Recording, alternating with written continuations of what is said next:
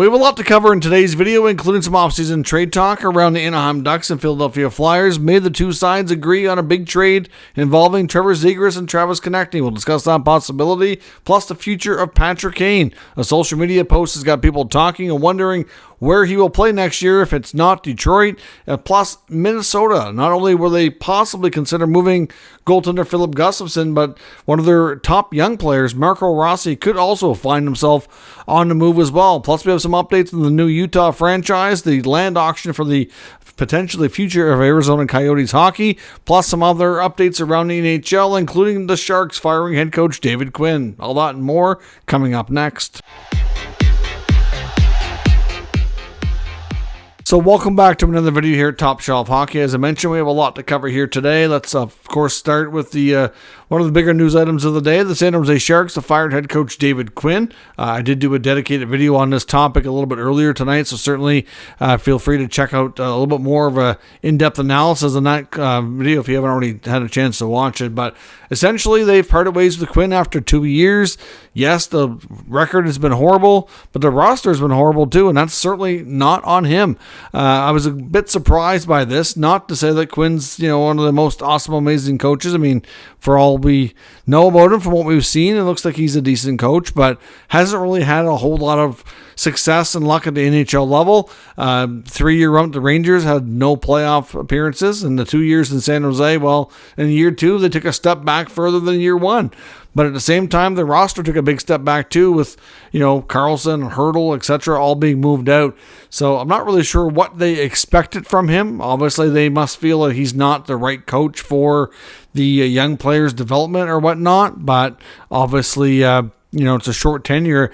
And considering that, the connection between Mike Grier, the GM, and David Quinn, both alumni of BU, it was, believed that there was, going to be a longer working history there than 2 years. But at the end of the day, Mike Grier has already removed his first coach. He hasn't really been GM all that long. I mean, he's only been there a short time longer than Quinn, and he's already going to be going on to a second coach. Considering all the salary retention, and now this, because he has a year left on his contract, makes you wonder what the owner might be thinking as well. So I'm curious to see what comes next year for San Jose on that front. Some updates around rosters and injuries for tonight's action. In Toronto, William Nylander is once again out. He's out for the third consecutive game.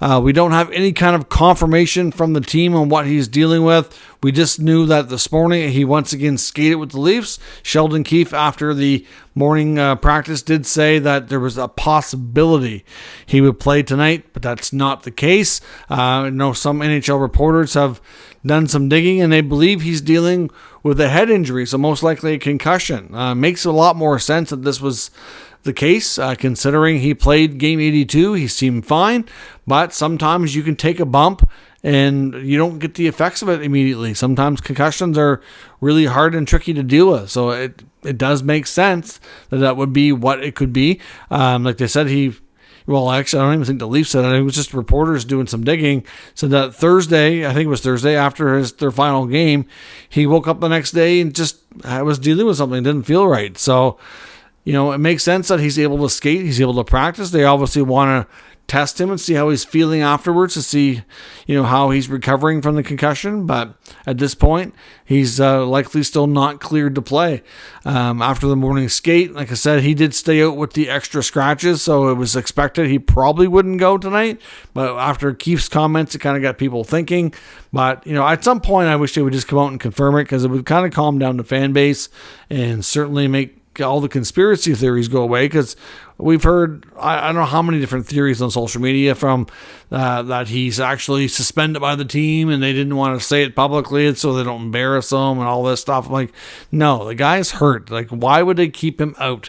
What could he possibly have done that wouldn't be like headline news at this point to miss any games, especially maybe more than one? Even if a player is that important to their team and like they miss a meeting or a practice or something in the playoffs, I don't know that they're going to take those type of actions. And if they did, one game would be more than suffice, not 3 or more. So, yeah, Nylander's definitely dealing with something for sure. Concussion does make a ton of sense. Hopefully he's getting closer to returning. and I guess we'll see where it goes. Jeremy Swayman's back in for tonight. The Bruins continue their goalie rotation as kind of scheduled and predicted. As I started to record this video, it was late in the first period. Still no score. Like I said, we got some other updates around the NHL and the injury front as well. The Vegas Golden Knights are going to be without Nick Hague. He's going to miss the next game. Tonight he's out day to day. The Carolina Hurricanes are also going to be without Brett Pesce. That one's going to be a little longer. It sounds like it could be the rest of the series. It could be a little bit less than that, but he's definitely going to miss a period of time. Vancouver, after last night's game, Rick Tocchet, the head coach, did say Demko was week to week, where earlier in the day they called it day to day. So I think it is the reports that we had heard where he could miss the rest of the series. Probably very realistic. And Sam Bennett left last night's game of Florida and Tampa. The Panthers forward blocked a shot, got it in the hand. He went straight off the ice, didn't return, didn't look good, and early indications are, without confirmation from the team, just from those around the team, the reporters are saying that it sounds like it's a serious injury and that he could be out for an extended period of time. So I don't know if he's got a broken finger, broken hand. I don't know what it is, but it sounds like it's certainly not good. We saw some of the Canadian teams failed to take 2-0 series leads last night. Both the Canucks and the Jets couldn't capitalize on their home ice, and we now have tied series. Of course, the Canucks going to battle the Predators without Thatcher Demko. They basically, I don't know how to describe last night's game really, but they outplayed Nashville, but they just seem to be hesitant to shoot. They missed the net a lot. Obviously, Casey DeSmith let in the first goal on the first shot. Was not good, but he did settle in. Wasn't too bad. But at the end of the day, the Canucks just couldn't find a way to get another couple of pucks past Saros and dropped a 3-1 game. So at the end of the day, they lose that one. But they played well. I don't think there's a lot to be discouraged about. If they continue to play that way, they will win more often than not. The Jets, I have concerns about now. They need to find their game. Even though they won the first game, it was a wild shootout, 7-6. Connor Hellebuyck has now let in way too many goals, like multiple 4+ goal games in back-to-back starts. That's not Hellebuyck-like. He has not had the greatest record in the playoffs compared to regular season. Playoff Hellebuyck has not been quite as good in the past, so hopefully that's not a sign of things to come. They just seem to be more getting into the track meet, if you will, with the Avalanche, which are a really fast, offensively gifted team, and it's just they're getting away from their style of game. And now they got to go on the road into Ball Arena in Colorado, where the Avalanche are one of the best home teams. So it's 1-1, nothing to panic about on either side, but I do wonder if things could swing after last night's game. So the Jets need to at least get a split in Denver as well to have a good chance to win the series. So we'll see where everything goes on that front. Of course, the Panthers beat the Lightning. We saw our first taste of playoff overtime. Carter Verhaeghe came up clutch. Before Bennett was injured, he was involved in both of the previous scoring plays for the Panthers. So he's going to be a big piece that they lose if he's going to be out for an extended time. But they now have a 2-0 lead on the Tampa Bay Lightning. Both goalies were phenomenal. Bobrovsky and Vasilevsky put on a tremendous show. It was definitely a goalie duel for sure. Bobrovsky had a ridiculous save, arguably a candidate for save of the year. It was completely insane. And the Panthers, though, I wouldn't call it a stranglehold yet, but the next game is pretty close to a must-win for Tampa, as now the series switches from Miami up to Tampa, and see if they can't get a game here to make it a little bit more interesting. Now, outside of David Quinn being let go with the San Jose Sharks today, one other coach that there are some people wondering about, but it's not a given at all that he's let go, is Dave Hakstol in Seattle. So Dave Hakstol will now have 3 years under his belt with the Kraken. Of course, they had their inaugural season where he, wasn't great. They didn't make the playoffs, but then last year they took a big step forward, made the playoffs at a 100-point campaign, won a round against the Avalanche at that, and then this year they've taken a decent step back and missed again. Although I know reports from Elliot Friedman suggest that he would be surprised if this coach is let go. Ron Francis, as the GM, is typically pretty patient, but certainly if there's going to be moves made for teams letting coaches go and going in different directions, I would suspect that the non-playoff teams won't be much longer before you kind of have that all sorted out, if there's going to be any more. So we'll see. We'll keep an eye on Hakstol, but he's one of the guys kind of on a hot seat, but not believed to be quite to the point where time is up as of yet. And of course, it was a big day in Salt Lake City, Utah as well. They're welcoming their new NHL franchise, so the former Coyote players, that's weird to say that already, and their coach and general manager and several members of the organization flew into Salt Lake City today. There was a huge entourage waiting for them at the airport. They had a big fan event at the Delta Center. Players are being introduced and lots of activities going on to get the fans ready and get them introduced to everybody, and it's a tremendous success. Like I said, the season ticket sales have been through the roof. Fans were lined up around the block, super long line to get into the arena. The arena is going to be packed. Actually, I'm not even sure if the event might be still going as I record this video, considering the time difference between where I am and Utah here. So either way, there's no doubt that franchise is going to be starting off with a huge fan base. Lots of success, lots of season tickets, and a very energized crowd. So it certainly looks like everything's going over quite well there in Utah. We also learned another detail regarding Alex Muriel and the Coyotes' ability to buy that piece of land and get the arena going.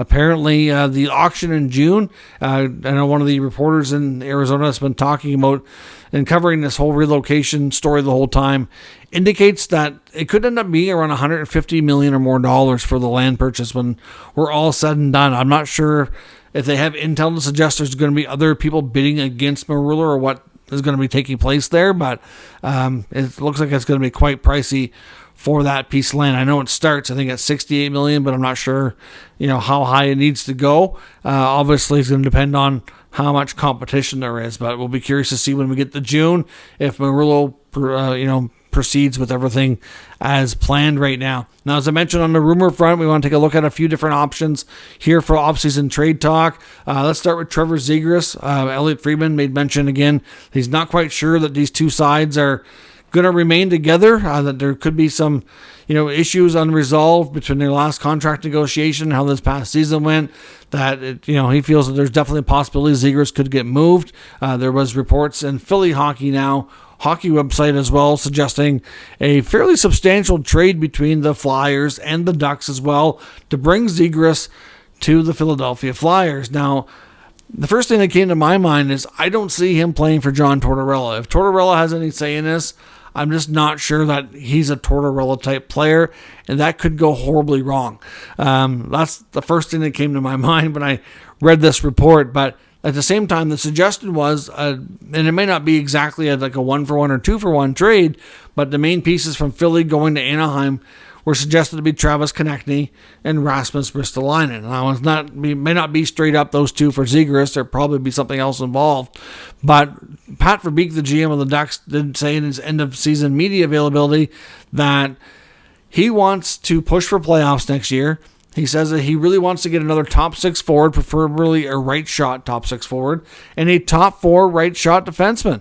And he wants to be more competitive and try to compete with the playoff teams next year. So, clearly, Zegras is one of his top trade chips. If you take a look at how the rest of the team and the identity they're getting on all the other newer top prospect picks that they've had in the last few drafts, and of course they acquired Cutter Gauthier from Philly, so these two teams have done a significant deal here, all that not that recently, not all that long ago, I should say. And then of course Zegras' best buddy Jamie Drysdale now in Philly. I'm sure from a personal standpoint they'd love to play together again, but of course that's not what makes deals get done in the NHL. So certainly an interesting thought. We've heard a lot about the Montreal Canadiens linked to Zegras, and I do believe there is legit interest there to some degree.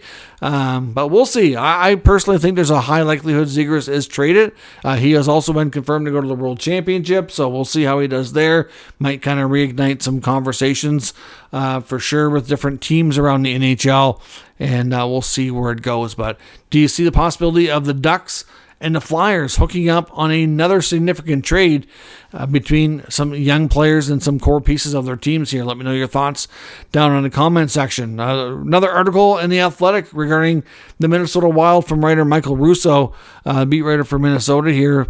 It says who he talked about Philip Gustafsson. That's where I got the Gustafsson trade rumor here in the last few days, saying how well, actually, it was Elliotte Friedman talked about it as well, but it was based on Russo's reports that Philip Gustafsson kind of wonders if he's going to get dealt. Like I said, you see the fact that they signed Fleury for another year.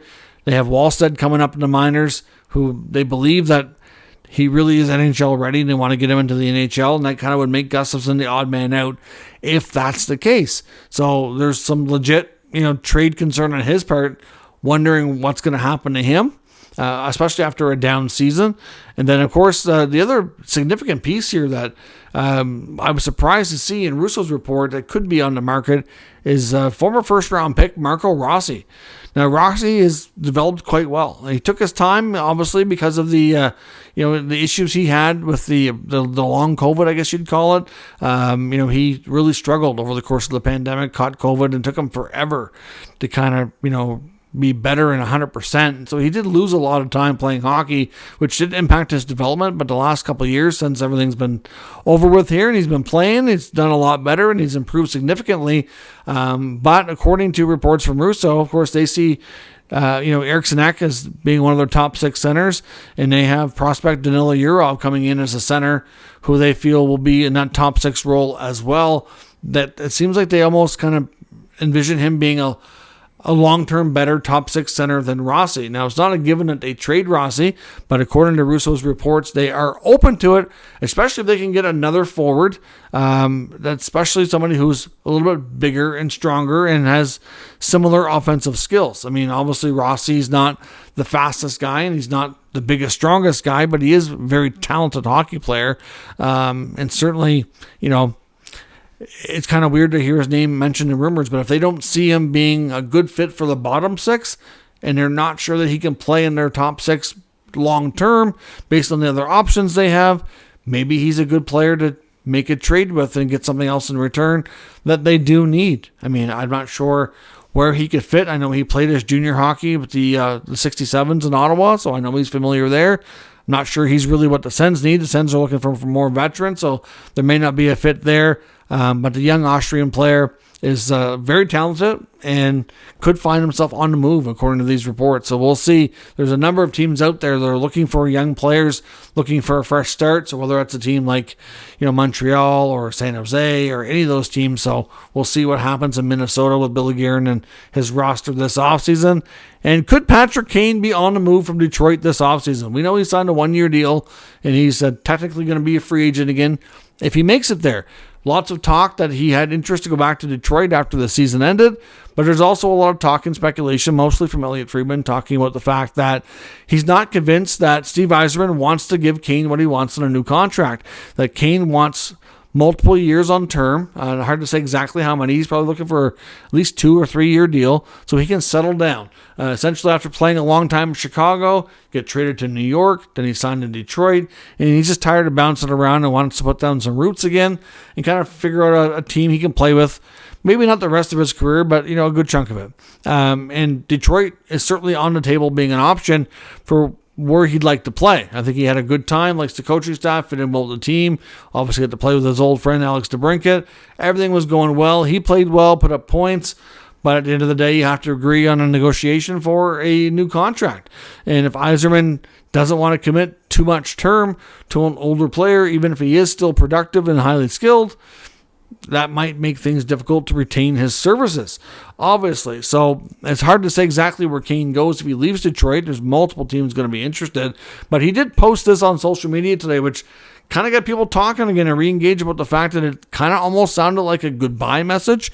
I'll show you the message that he posted on Twitter, basically thanking Detroit fans and just kind of saying thank you basically for the wonderful memories in the season. But players that are pending UFAs don't usually do that. Maybe when they leave, once they finally officially sign a new contract elsewhere, it's not unusual for them to post a message thanking their previous team for the fun and memories that they made with that club, but he's a long ways from free agency here. There's lots of negotiating that could take place. It just sounds like he's a goner to me based on this post. But yet, am I reading this the right way? It's just kind of... Anyways, it's got a lot of people talking. It's an interesting idea. I mean, maybe we're overreacting here, and maybe it's just him wanting to kind of put something else out there, say, hey, I really like Detroit. Maybe it's part of his ploy to make sure Yzerman gives him what he wants. Who knows? I guess we won't know until the contract is done.